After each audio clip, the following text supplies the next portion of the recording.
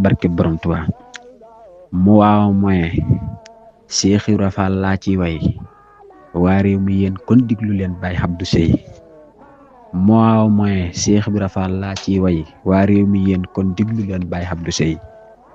mu waaw moyen Cheikh Ibra Fall laa doyloo tudd turam saa xol bi moo koy bégloo mu waaw moyen Cheikh Ibra Fall laa wóolu te yëg ëllëg Fall mooma tee wëndeelu mu waaw moyen Cheikh Ibra Fall laa yaakaar jox naa ko saay julleek mboolem saay kàbbaar mu waaw moyen Cheikh Ibra Fall laa sopp moo ma teree nelaw di dox ba ràpp mu waaw moyen Cheikh Ibra Fall laa bëgg fees na ci saa xol seere leen gi dëgg mu waaw moyen Cheikh Ibra Fall moo safnu moo dàq lem fi nun te mooy ki neex nu mu waaw moyen Cheikh Ibra Fall moo jignu moo nu teral moo nu sagal moo yornu ku am leneen waaxul te bàyyi ñoog faal mu waaw moyen Cheikh Ibra Fall yaa doy ma daal ku am leneen waaxul te bàyyi ñoog faal